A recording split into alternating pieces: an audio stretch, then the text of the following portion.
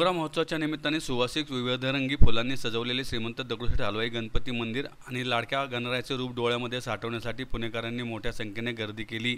मोगऱ्याच्या 50 लाख फुलांसह लिली, झेंडू, जास्वंद, गुलाब, चाफा यासारख्या फुलांनी गाभाऱ्यासह सभामंडपात आकर्षक सजावट करण्यात आली। फुलांनी सजलेल्या गाभाऱ्यातील गणरायाचे रूप अधिकच मनोहारी दिसत होते। श्रीमंत दगडूशेठ हलवाई सार्वजनिक गणपती ट्रस्ट व सुवर्णयुग तरुण मंडळातर्फे मंदिरात वासंतिक उटी मोगरा महोत्सव आयोजित करण्यात आला। यावेळी ट्रस्टचे अध्यक्ष सुनील रासने, उपाध्यक्ष डॉक्टर रामचंद्र उर्फ बाळासाहेब परांजपे, माणिक चव्हाण, कोषाध्यक्ष महेश सूर्यवंशी, सरचिटणीस व आमदार हेमंत रासने, सहचिटणीस अमोल केदारी, उत्सव प्रमुख अक्षय गोडसे, सुवर्णयुग तरुण मंडळाचे अध्यक्ष प्रकाश चव्हाण यासह पदाधिकारी व कार्यकर्ते उपस्थित होते। 2 दिवसांपासून पुष्प सजावटीची तयारी तब्बल 140 महिला व 80 पुरुष कारागीर करीत होते। यंदाच्या पुष्प सजावटीमध्ये 3000 गुलाब बंडल, 1500 लिली बंडल, 1400 किलो झेंडू, 1500 किलो शेवंती, 1000 किलो गुलछडी, 20,000 चाफा, 100 किलो गुलाब पाकळी तसेच कमल, जाई जुई, जास्वंद यासह अनेक प्रकारची फुले वापरण्यात आली होती। मंदिरात रंगीबेरंगी फुलांची सजावट प्रत्येकजण आपल्या मोबाईलमध्ये टिपत होता। गणरायाच्या चांदीच्या मूर्तीला उटीचे लेपन करण्यात आले। तसेच मोगरा महोत्सवासह वासंतिक उटीचे भजन अखिल भारतीय वारकरी मंडळातर्फे करण्यात आले।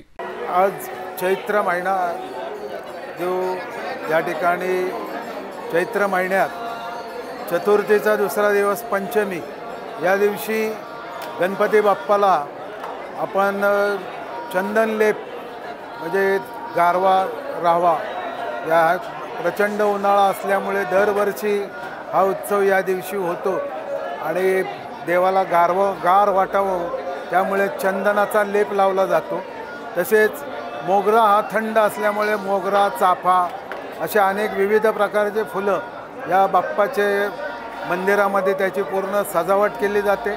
बाप्पाला मोगऱ्याचे हार घातले जातात त्या जेणेकरून की देवाला थंडावा वाटावा या दिवशी। आणि आज रात्री त्यानिमित्तानं वासंतिक उटीक या निमित्ताने वासंतिक उटीक वारकरी संप्रदायाचं भजन हे 3 तास चालणार आहे।